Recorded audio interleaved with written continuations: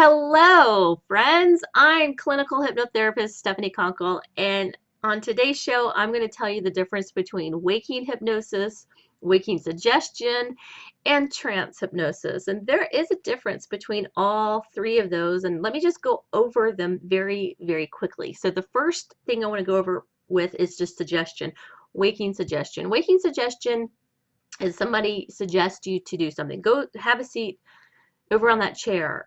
It's advertisers who, get you to watch a commercial. It's just people giving you suggestions, and now you can choose to accept that suggestion or reject that suggestion, but you don't feel a compulsion.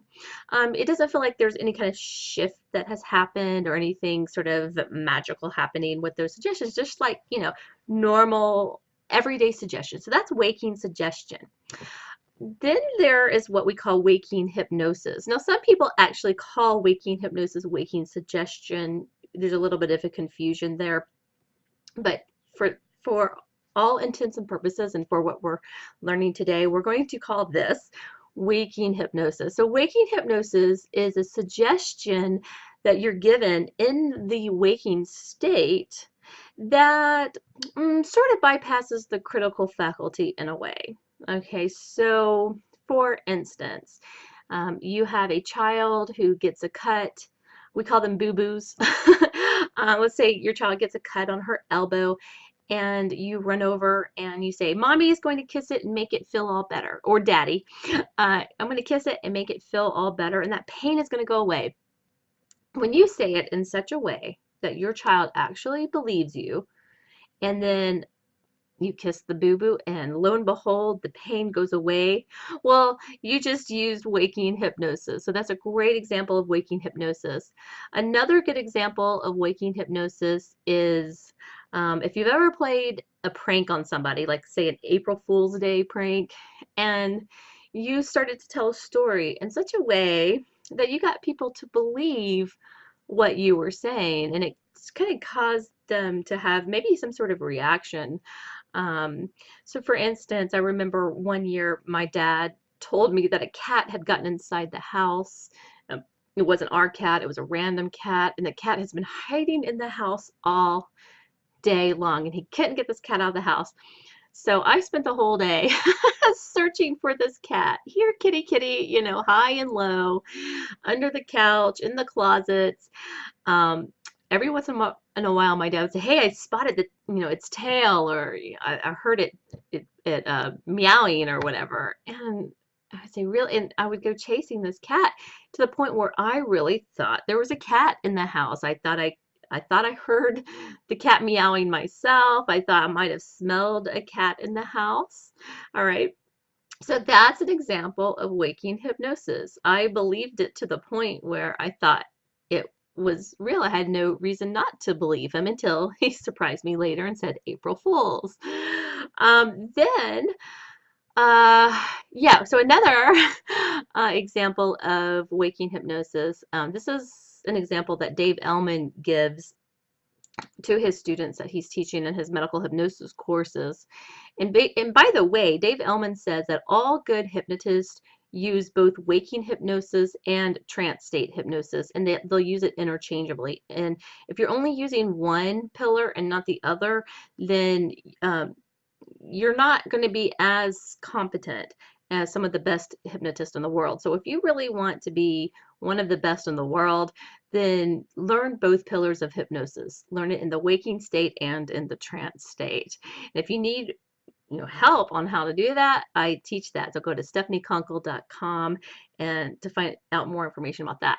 All right, so Dave Ellman does this experiment where, and he encourages his students to do this. You get an egg, a perfectly good egg, at your next dinner party. The next time you have people over. Back in the day, I think they had lots of dinner parties. I'm not sure we have them so much anymore, but next time you have family over or something, and you're all eating together, take a perfectly good egg out of the refrigerator and start to look at it like it looks funny to you. And, start to smell it like, okay, like something's weird with this egg, and just start to pass the egg around the table and tell the people at the table that you feel like there's something off with the egg. There's something funny about this egg. And don't you think that there's something funny with this egg too? And the people will pass it around the table and they'll be like, yeah, there's definitely something wrong with this egg. Most people will say there's definitely something wrong with the egg. And if somebody says, oh no, that looks like a perfectly good egg to me, then you challenge them and say, okay, then if I make this egg for you, will you eat it? And most people will not eat the egg because you've just kind of planted some doubt in their mind about that egg.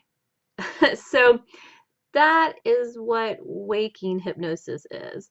And it's not to say that you always have to have some kind of a, a lie or a trick, but just to get to, convince someone that